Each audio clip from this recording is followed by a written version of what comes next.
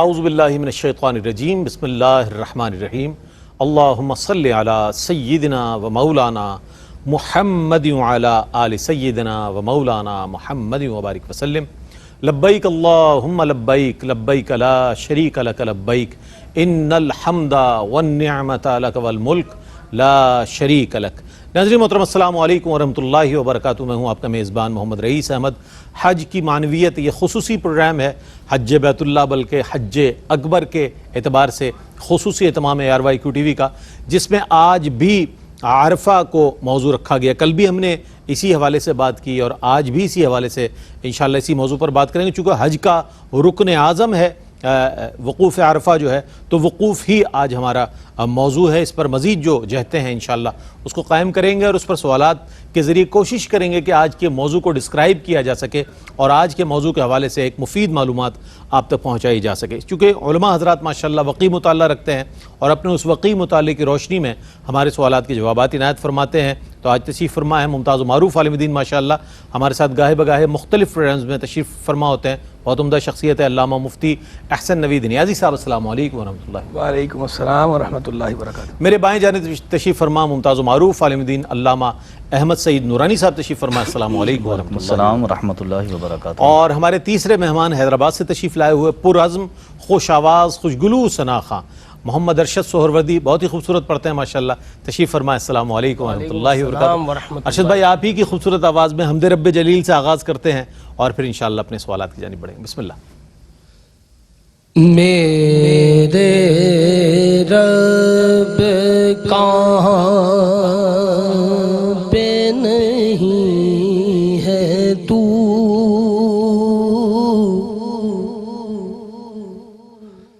تیری شان جل جلالہ، میرے رب میرے رب کہاں پہ نہیں ہے تو،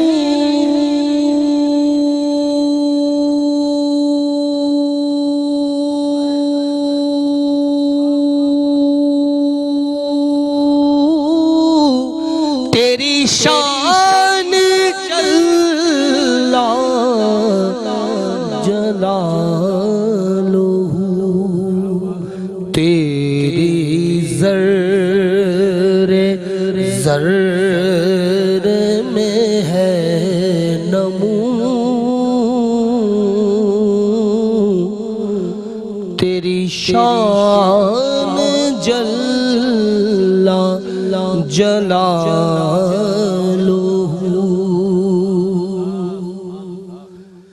جسے چاہے تو وہ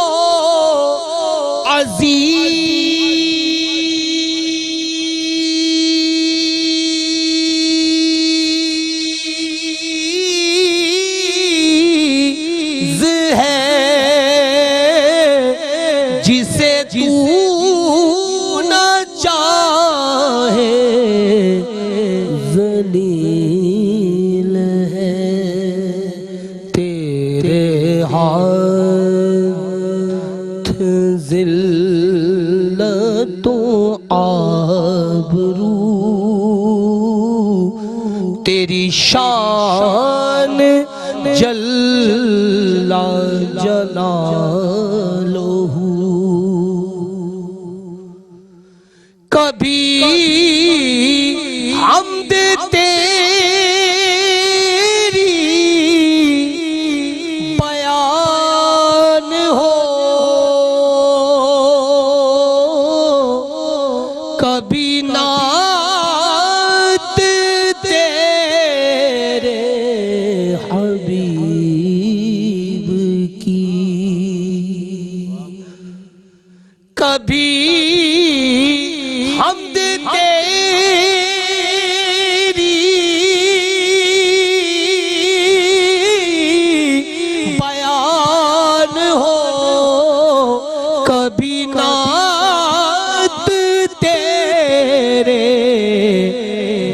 محبوب کی ہے ریاض کی یہی آرزو تیری شان جل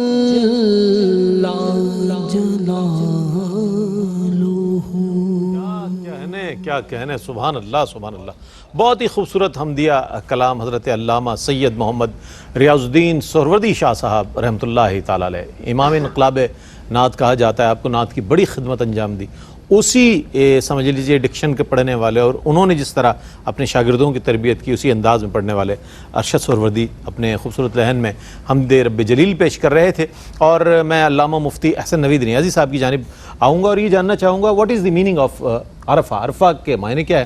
اور دوسری بات یہ کہ ہسٹوریکل اور جغرافیکل جو اس کا بیک گراؤنڈ ہے اس کے حوالے سے بھی ہمیں اس کے کچھ آگہی فرمائیں. بسم اللہ الرحمن الرحیم. صلی اللہ علیہ حبیبی محمد وعلی آلہ وصحبہ بارک وسلم. 9 ذوالحجۃ الحرام اس تاریخ کو بھی عرفہ کہا جاتا ہے. یہ دن بھی عرفہ کہلاتا ہے اور اس کے علاوہ میدان عرفات جو ہے اسے بھی عرفہ بھی کہتے ہیں اور عرفات بھی کہتے ہیں.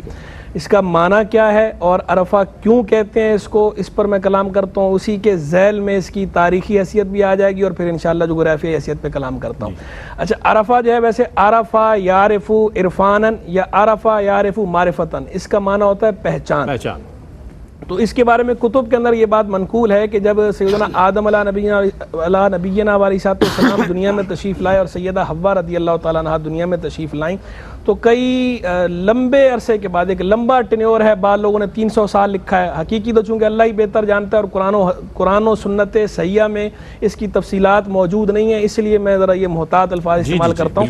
تو ایک طویل عرصے کے بعد ان کی باہم ملاقات ہوئی. تو وہ ملاقات اس مقام پر ہوئی جہاں انہوں نے ایک دوسرے کو دیکھ کر پہچانا. تو چونکہ پہچاننا مانا تھا تو اس لیے اس جگہ کا نام پڑ گیا عرفہ. یہ میدان عرفہ، تو اس کا نام پڑ گیا عرفہ.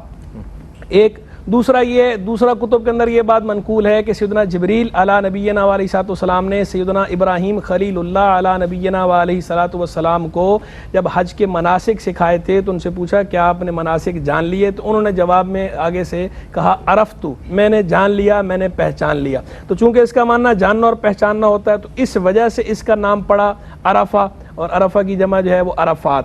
یہ 2 وجوہ تسمیہ ہو گئیں پہچان کے اعتبار سے. ایک عرفہ جو ہے وہ عرف سے ہے نا، عرفہ یعرف. تو ایک معنی عرف کا ہوتا ہے عطیہ، تحفہ. تو چونکہ اس میدان میں وقوف کرنے والے حاجیوں کو اللہ تبارک و تعالی مغفرت کا عطیہ عطا فرماتا ہے، مغفرت کا تحفہ عطا فرماتا ہے. تو اس لیے اس کا نام عرفہ پڑا. ایک قول یہ ہے. اور ایک قول اس کے بارے میں اور بھی عرفہ کے بارے میں، اور وہ قول یہ ہے کہ چونکہ بندہ اعتراف کرتا ہے یہاں پر اپنے گناہوں کا اور اللہ کے حضور توبہ کرتا ہے، تو چونکہ ماننا اس کا اعتراف کرنا، اقرار کرنا، پہچاننا تھا، گویا بندے نے اپنے آپ کو پہچانا اور اب کے حضور اقرار کیا، ایک معنی اقرار کرنا ہے. تو اس اعتبار سے اس کا نام پڑا عرفہ. عرفات اس لیے کہتے ہیں کہ چونکہ اس کا ہر حصہ، پورے میدان کا جتنا حصہ ہے، ہر حصہ وقوف اس میں کیا جا سکتا ہے. تو ایک عرفہ ہو گیا اور سارا میدان کو جب ملائیں گے عرفہ کی جمع بنے گی عرفات. تو یوں اس کو عرفات بھی کہتے ہیں، عرفہ بھی کہتے ہیں. عرفات اور عرفات دونوں اس میدان کے لیے استعمال ہوتے ہیں، جبکہ 9 ذوالحجہ اس دن کے لیے صرف عرفہ کا لفظ استعمال ہوتا ہے، عرفات اس کے لیے استعمال نہیں ہوتا. اب آ جائیں جغرافیائی حیثیت. تاریخی اور جغرافیائی. تاریخی تو اس کے اندر ہی آ گئی نا. جغرافیائی حیثیت اس کی جو ہے وہ یہ ہے کہ یہ مکہ مکرمہ سے مشرق کی جانب طائف کے راستے پر تقریباً 21 کلومیٹر کے فاصلے پر ہے، اور مینا سے تقریباً اس کا 11 کلومیٹر کا فاصلہ ہے. وسیع و عریض میدان ہے یہ، اور یہ میدان جو ہے شمال سے جنوب تک تقریباً 12 کلومیٹر رقبے پر محیط ہے، اور مشرق سے مغرب تک تقریباً 5 کلومیٹر پر محیط ہے.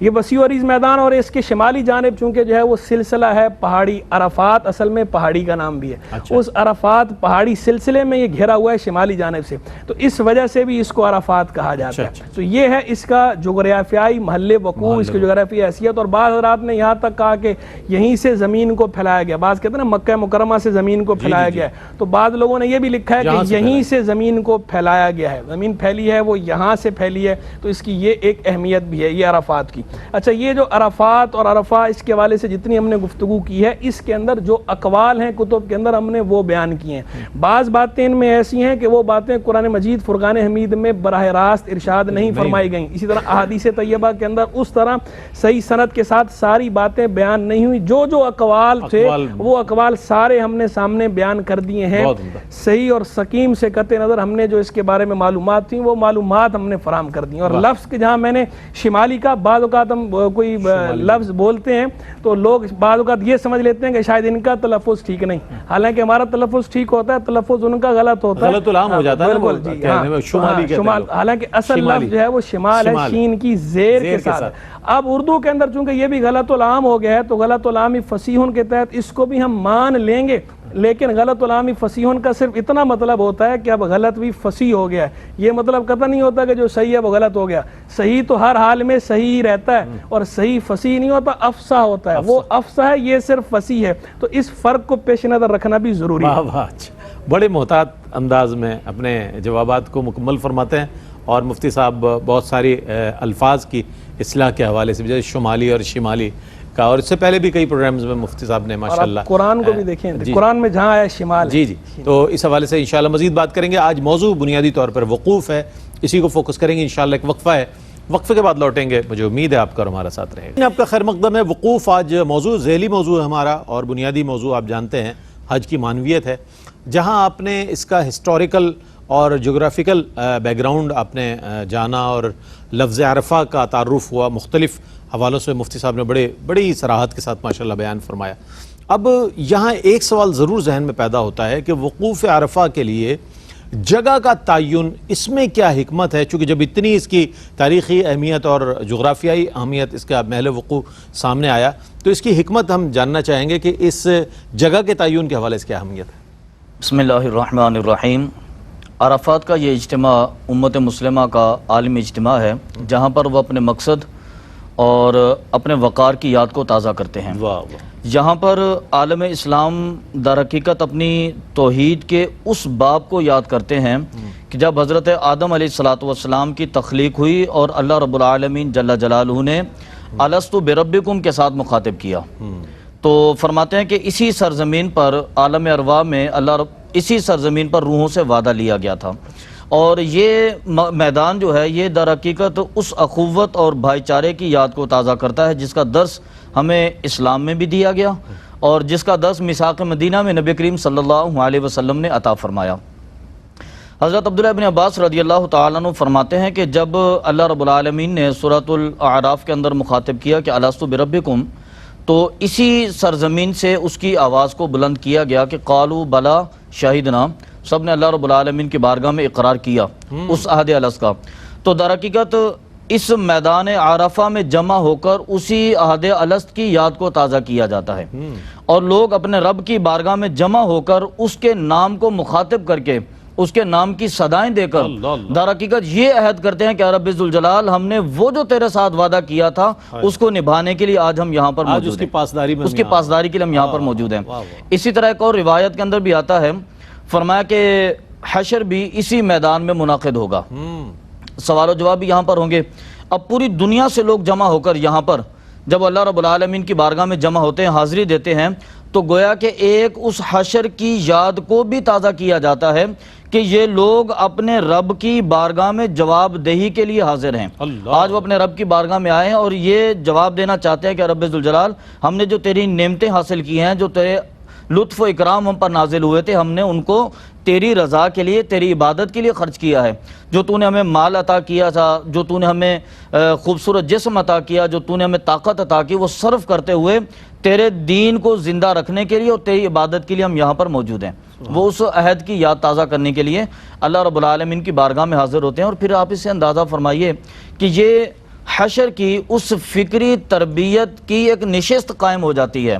بندہ جب اللہ کی بارگاہ میں وہاں پر حاضر ہوتا ہے اور اس کے ذہن میں یہ بھی یاد تازہ ہو کہ یہاں پر جا کر اپنے رب کی بارگاہ میں اپنے اعمال کے مواخذے کے لیے اپنے آپ کو بارگاہ میں پیش کرنا ہے، تو پھر بندہ اپنے رب کی بارگاہ میں وہاں پر جاتا ہے، وہ گڑ گڑاتا ہے، وہاں پر جا کر اپنے رب کی بارگاہ میں استغفار کرتا ہے، معافیاں مانگتا ہے، تو گویا کہ وہ اس حشر کے میدان کو یاد کر کے اپنے رب سے یہ توبہ مانگتا ہے، یہ معافی مانگتا ہے کہ اے میرے مالک تو میرے گناہوں کو معاف فرما کے آئندہ یعنی کہ جنت میں بھی اپنے لطف و اکرام کو نازل فرما۔ اور پھر اس کے بعد اس کی ایک بہترین حکمت آپ یہ بھی یاد دیکھیں کہ انسان دنیا میں رہتے ہوئے جس سٹینڈرڈ کی زندگی بسر کرتا ہے، جس قدر خوبصورت لباس پہنتا ہے، جتنی قیمتی گاڑیاں، جتنے قیمتی بنگلے اس کے پاس ہوتے ہیں، سب کچھ چھوڑ چھاڑ کے صرف 2 سفید کپڑوں کے اندر جب وہاں پر جاتا ہے اور ساری آسائشوں کو ایک طرف رکھ کے اپنے رب کی بارگاہ میں گڑ گڑاتا ہے، تو بعض مفسرین نے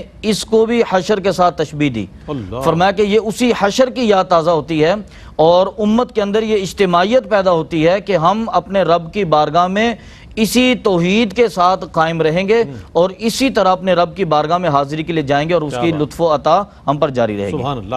میدان عرفات کا ذکر ہے اور آپ دیکھیں گے کہ وقوف عرفہ 9 ذی الحجہ کو جب حجاج وہاں موجود ہوں گے، حج اکبر کا موقع ہوگا اور وقوف، چونکہ میں نے ابتدا میں بھی عرض کیا کہ حج کا رکن اعظم ادا کیا جائے گا، تو دیکھیے کیسی آنکھیں اشکبار ہوں گی، کیسے لوگ گڑ گڑا کر اللہ کی بارگاہ میں اپنی التجائیں اور دعائیں پیش کر رہے ہوں گے، تو آپ بھی ضرور اس میں شامل کر دیجئے گا اپنے تمام ان دعاؤں کو، اپنی التجاؤں کو، اپنی تمام تر اپنی شرمساری کو، اپنی تمام تر ندامت کو شامل کر لیجئے گا۔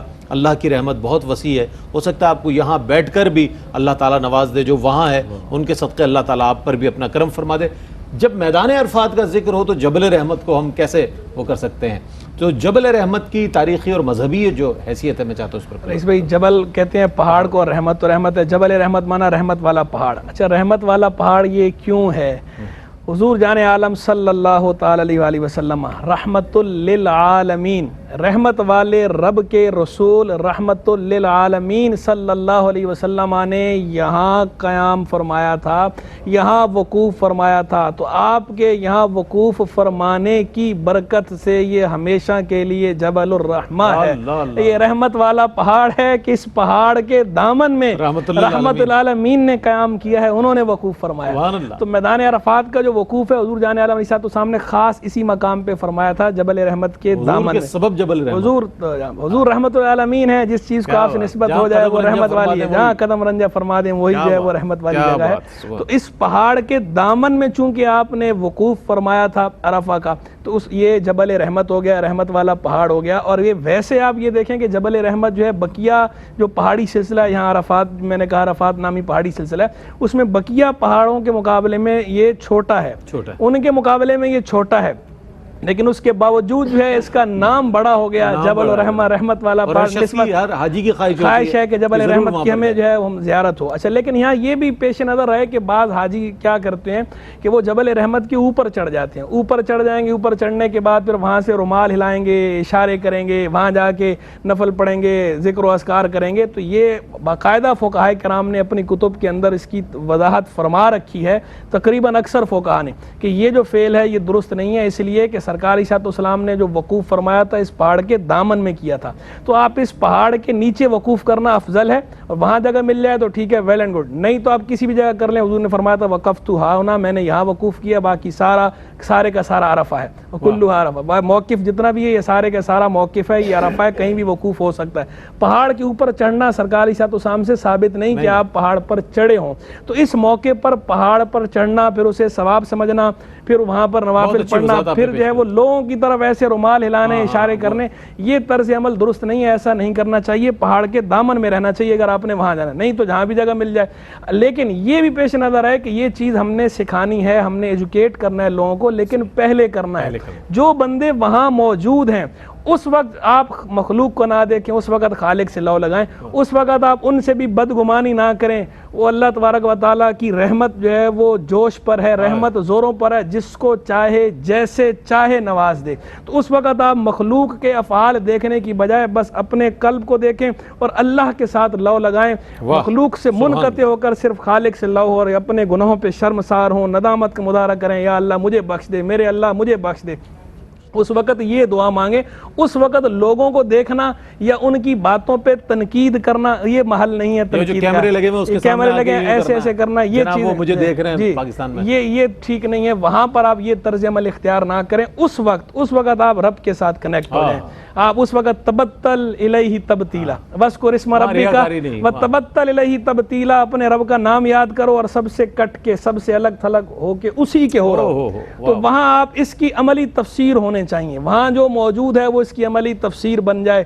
جو بھی وہاں موجود ہے اللہ تعالیٰ اسے اس کی عملی تفسیر بنائے، ان کے لیے ہماری دعا ہے، اور ہمیں بھی اللہ تبارک و تعالیٰ یہ سعادت عطا فرمائے اور ہم بھی اس کی عملی تفسیر بن جائیں کہ مخلوق سے ہمارا قلب منقطع ہو کر خالق کی طرف ہماری لو لگ جائے۔ ویسے بھی عام حالات میں بھی ایسا ہو جائے تو کیا بات ہے، کیا کہنے ہیں، دست بکار دل بیار، ہاتھ کم ولت دل یار ول۔ بندہ مومن کی آئیڈیل سٹیٹ تو یہی ہے۔ تو اللہ تعالیٰ ہمیں کامل مومن بنائے، یہ آئیڈیل سٹیٹ عطا فرمائے اور وہاں کی سعادت بھی عطا فرمائے۔ تو بہرحال وہاں جو بھی موجود ہے جبل رحمت کی رحمتوں سے حصہ لے، لیکن اس کے اوپر چڑھنے کی کوشش نہ کرے، اس کے نیچے رہے، اس کے نیچے وقوف کرے، اور اپنے اور خالق کے مابین اس وقت وہ خالق سے ڈائریکٹ ہے، اس وقت بس خالق سے توجہ رکھے اور کسی اور اسٹیشن کو یوز نہ کرے، کسی اور فورم کو یوز نہ کرے، بس خالق کے ساتھ براہ راست ہو جائے۔ باقی یہ الگ بات ہے، ٹھیک ہے، جو لوگ ایسے ہوتے ہیں کہ جن کے ساتھ دیگر لوگ موجود ہوتے ہیں اور انہیں عام لوگ ہوتے ہیں، انہیں اس بات کا علم نہیں ہوتا کہ ہم نے کیا دعا مانگنی ہے، کیسے کرنی ہے، ہاں تو فالو کر رہے ہوتے ہیں، تو وہاں ان کی تعلیم کے لیے آپ نے اجتماعی دعا کرا دی، آپ نے ان کو سمجھا دیا، بتا دیا، یہ ٹھیک ہے، اس میں کوئی حرج نہیں ہے، لیکن فوکس اپنا آپ جو ہے وہ خالق کے ساتھ تعلق پر رکھیں۔ آپ یہ نہیں کہ بار بار لوگوں ہی کو دیکھتے رہیں، صرف خالق کی طرف آپ کی نظر نہیں جا رہی، آپ کی نظر مخلوق ہی کی طرف جا رہے ہیں۔ آپ خالق کے دربار میں آ کے خالق کے حکم پر حج کیا کس لیے تھا آپ نے؟ وہ جو دیوانہ وار وہ جو کیفیت ہے حج کی، جو مطلوب ہے، جو مقصود ہے، اس روح کو سمجھیں، اس روح تک پہنچیں۔ اگر آپ اس روح تک نہیں پہنچیں گے تو خالی جو ہے وہ رسم کا کیا کرنا ہے، رسم کو نہیں پکڑنا، رسم کے ساتھ اس کی روح تک بھی پہنچنے کی کوشش کریں، یعنی جو اس کی ٹرو سپرٹ ہے، اس ٹرو سپرٹ کو بھی آپ حاصل کریں۔ اللہ تبارک و تعالی ہم سب کو تمام احکام دینیہ پر درست انداز میں عمل کرنے کی اور اسے تسلیم کرنے کی توفیق رفیق مرحمت فرمائے۔ آمین آمین۔ بہت اچھی بات آپ نے ارشاد فرمائی۔ جو حجاج ہیں اس وقت موجود ہیں، ان کے یہاں سے جو رشتہ دار ہیں وہ کہتے ہیں، یقیناً ان کی خواہش ہوگی آپ فلاں جگہ سے ہمیں تصویر بھیجیں، اپنی فلاں جگہ سے ویڈیو بھیجیں۔ آپ کی خواہش اپنی جگہ ہے، اللہ تعالیٰ آپ کو بھی یہ سعادت عطا فرمائے، لیکن جو حاجی ہے، جو عازمین حج ہیں، ان کو اپنا کام کرنے دے، جس بہت بڑے فریضے کی ادائیگی کے لیے وہ وہاں موجود ہیں۔ جس طرح مفتی صاحب نے فرمایا، اگر ان کا تعلق اللہ سے قائم ہو جاتا ہے اور وہ زندگی بھر قائم رہتا ہے اور وہاں ان کی توبہ قبول ہو جاتی ہے اور وہ توبۃ النصوحہ کے اس مرحلے سے گزر کر واپس لوٹتے ہیں، تو ممکن ہے کہ وہ برکتیں آپ کو بھی انشاءاللہ ملیں اور آپ کو بھی یہ سفر نصیب ہوگا۔ تو یہ بہت اہم بات ہے جو مفتی صاحب نے بیان فرمائی۔ ایک وقفہ ہے، وقفے کے بعد لوٹیں گے، مجھے امید ہے آپ کا اور ہمارا ساتھ رہے گا۔ جناب آپ کا خیر مقدم ہے، حج کی معنویت ہمارا پروگرام، اور آج کا ذیلی موضوع جو ہے وقوف ہے، اس کا حصہ دوم۔ کل حصہ اول آپ نے دیکھا، جو بقیہ جہتیں تھیں آج اس پر سوال کر رہے ہیں، اور اس موقع پر میں یہ چاہتا ہوں کہ آپ کی بھی توجہ اس پروگرام کی طرف رہے اور یوم عرفہ کی عظمت اور اہمیت کے حوالے سے کیا علماء حضرات بیان فرماتے ہیں۔ علامہ صاحب کچھ بیان فرمائیے اس حوالے سے۔ بسم اللہ الرحمن الرحیم۔ عرفے کا دن اللہ رب العالمین کی بارگاہ سے بخشش اور مغفرت کے حاصل کرنے کا دن ہے، سبحان اللہ۔ اور اس دن میں اللہ رب العالمین کی لطف و عطا، اللہ کے انعامات بڑی کثرت سے نازل ہوتے ہیں، اللہ کی رحمتیں برستی ہیں۔ گناہگار بندے اپنے رب کی بارگاہ میں کانپتے ہاتھوں کے ساتھ، لرزتے ہونٹوں کے ساتھ اپنی معافی کی التجا لے کر حاضر ہوتے ہیں، اور ان کی صرف ایک ہی التجا ہے، یا سمجھ لیں کہ ایک ہی دھن ہے کہ آج اللہ کی بارگاہ سے معافی حاصل ہو جائے، آج اللہ کی بارگاہ سے بخشش نصیب ہو جائے، یہ ہمارے لیے ہے۔ اس دن کی فضیلت اور عظمت کا اندازہ اس بات سے بھی لگائیے کہ قرآن مجید فرقان حمید میں اللہ رب العالمین نے ارشاد فرمایا کہ الیوم اکملت لکم دینکم واتممت علیکم نعمتی، کہ آج میں نے اپنا دین تم پر مکمل کر دیا اور اپنی نعمت تم پر مکمل کر دی، کامل کر دی۔ اللہ رب العالمین نے دین کی تکمیل اس دن میں فرمائی، اور اس کی فضیلت ہے کہ نبی کریم صلی اللہ علیہ وسلم نے میدان عرفہ میں وہ عظیم الشان خطبہ ارشاد فرمایا، اور اس کے اندر آقا علیہ الصلوۃ والسلام نے وہ حقوق عطا فرمائے کہ جو حضور کی آمد سے پہلے بھی کسی نے عطا نہیں کیے، اور آقا علیہ الصلوۃ والسلام کی آمد کے بعد بھی اب تک کسی قوم اور کسی خطے میں یہ حقوق عطا نہیں کیے گئے جو اسلام نے نبی کریم صلی اللہ علیہ وسلم کے توسل سے عطا کیے تھے۔ اس کے بعد آپ اس دن کی فضیلت کا اندازے سے کریں کہ قرآن مجید فرقان حمید میں اللہ رب العالمین نے مختلف مقامات پر آج کے دن کے حوالے سے، عرفہ کے دن کے حوالے سے قسم اٹھائی۔ اللہ رب العالمین نے مشہود کے الفاظ استعمال کیے سورہ بروج کے اندر، وَالسَّمَاءِ ذَاتِ الْبُرُوجِ وَالْيَوْمِ الْمَوْعُودِ وَشَاهِدٍ وَمَشْهُودٍ۔ تفسیر میں مفسرین نے فرمایا کہ مشہود سے مراد عرفے کا دن ہے۔ اسی طرح سورہ فجر کے اندر اللہ رب العالمین نے ارشاد فرمایا کہ وَالْفَجْرِ وَلَيَالٍ عَشْرٍ وَالشَّفْعِ وَالْوَتْرِ، اور وطر سے مراد عرفے کا دن ہے۔ مفسرین کرام نے فرمایا کہ اللہ رب العالمین نے یہاں پر قسم بھی عرفہ کے دن کی فرمائی۔ نبی کریم صلی اللہ علیہ وسلم کی بارگاہ سے ایک حدیث مبارکہ حضرت ابو قتادہ رضی اللہ تعالیٰ عنہ فرماتے ہیں، آپ فرماتے ہیں کہ نبی کریم صلی اللہ علیہ وسلم نے فرمایا کہ میں اللہ کی بارگاہ سے یہ امید کرتا ہوں کہ عرفے کے دن کا روزہ انسان کے 2 سال کے گناہوں کا کفارہ ہوگا، یعنی کہ ایک گزشتہ سال جو گزر گیا اللہ رب العالمین اس کے گناہ بھی معاف فرمائے گا، اور ایک آنے والے سال کے گناہ بھی اللہ رب العالمین اس دن کے روزے کی برکت کے سبب معاف فرمائے گا۔ اور ام المؤمنین حضرت عائشہ تو صدیقہ رضی اللہ تعالیٰ عنہ فرماتی ہیں کہ آج کے دن اللہ رب العالمین اپنے بندوں کے قریب ہو جاتا ہے۔ کمال تو یہ دیکھیں کہ پورا سال لوگ اس کوشش میں ہوتے ہیں کہ ہم عبادت کریں اور اپنے رب کے قریب ہو جائیں، لیکن عرفے کے دن رب اپنے بندوں کے قریب ہو جاتا ہے۔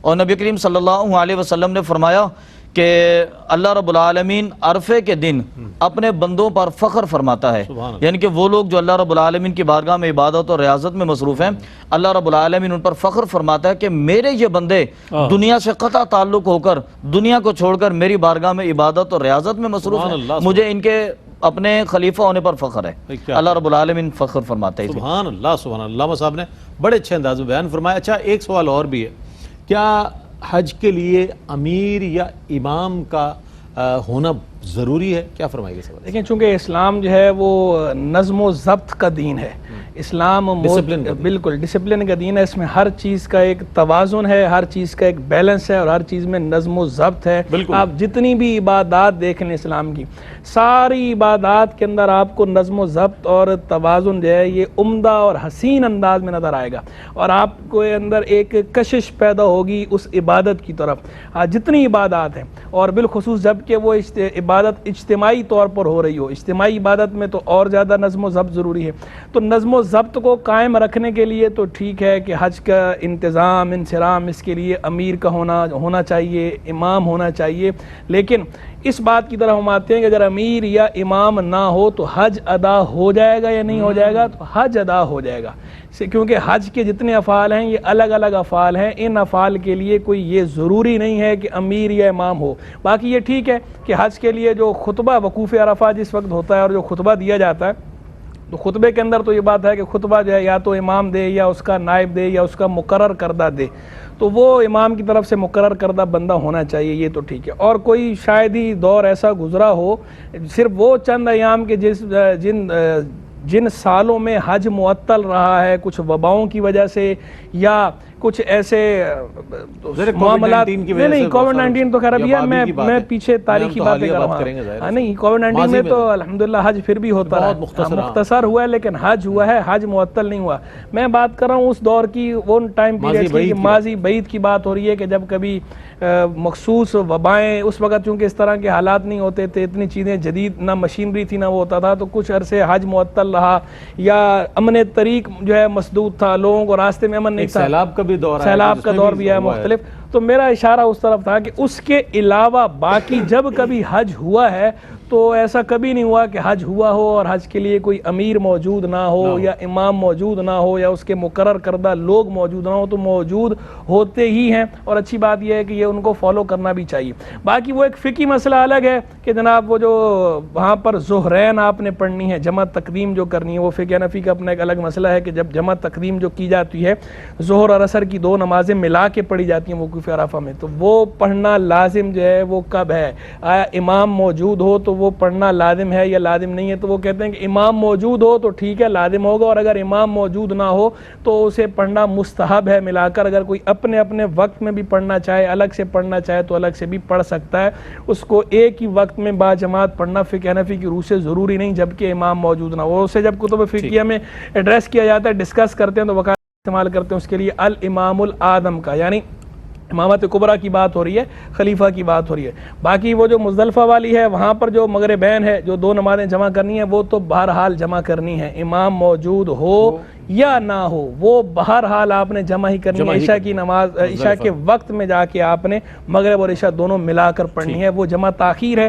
یہ عرفہ والی جو ہے یہ جمع تقدیم ہے، یہ جمع تاخیر جو ہے یہ کنڈیشنل ہے، شرط موجود ہو تو اس وقت لازم ہے، ادروائز یہ لازم نہیں، کوئی کر لے تو مستحب ہے، نہیں کرتا تو بھی جو ہے وہ اس میں حرج نہیں۔ ٹھیک ہے، بہت شکریہ ادا کروں گا مفتی صاحب، آپ تشریف لائے، اور علامہ صاحب آپ کی تشریف آوری کا بہت شکریہ، بہت مبارک وقت ہے، اور ارشد سہروردی آپ کی آمد کا بہت شکریہ، بہت مبارک گھڑیاں ہیں، والفجر ولیال عشر جس کا حوالہ دیا، وہ صبح اور 10 جو راتیں مبارک راتیں یہ نصیب ہوئی ہیں الحمدللہ ہمیں، اس میں کثرت کے ساتھ اللہ کی تسبیح و ثنا بیان کریں، حمد رب جلیل، حضور کی بارگاہ میں ہدایہ درود و سلام اور مناجاتیں پیش کریں، چونکہ یہ قسمت والوں کو نہ جانے ہم سے پہلے گزشتہ سال کتنے ہی لوگ اس دنیا میں موجود تھے، آج ہمارے ساتھ موجود نہیں ہیں۔ اللہ نے اپنا خاص کرم اور فضل فرمایا کہ ہمیں یہ عشرہ ملا ہے جس کا ذکر قرآن کریم میں موجود ہے، جس کے مبارک ہونے کے حوالے سے اور مقدس ہونے کے حوالے سے ہم تک روایات میں ملتی ہیں، تو اس کو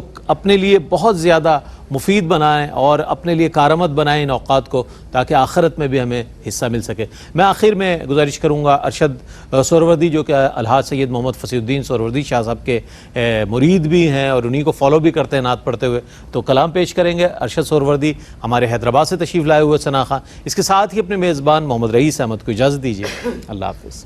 فرقت کی نہیں ہے یا احمد اب تاب تیرے بیماروں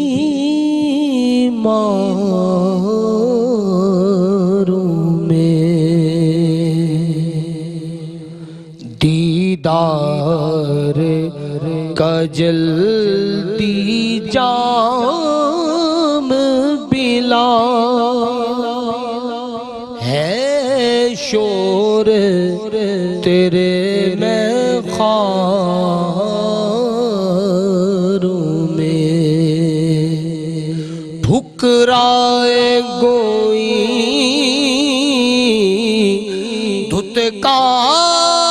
دھتکار کوئی دیوانہ سمجھ کر مارے کوئی یا شاہ مدینہ لیجیے خبر ہوں آپ کے خدمت گاروں میں وہ نور جو طور پہ چمکا تھا جسے دیکھ کے موسیٰ غش میں ہوئے اب اس کی جھلک آتی ہے نظر اس روزے کے میناروں میں تعریف نبی کی کوئی بشری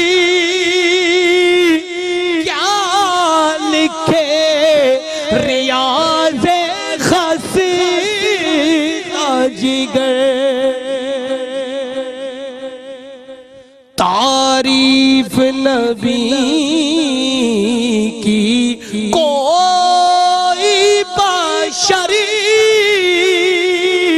کیا لکھے ریاض خسیدہ جگر وہ سب نبیوں میں ایسے ہیں جیسے چاند چمکتا تاروں میں فرقت کی نہیں ہے یا احمد اب تاب تیرے بیماروں میں دیدار کا جلدی جام پلا ہے شور تیرے میخاروں میں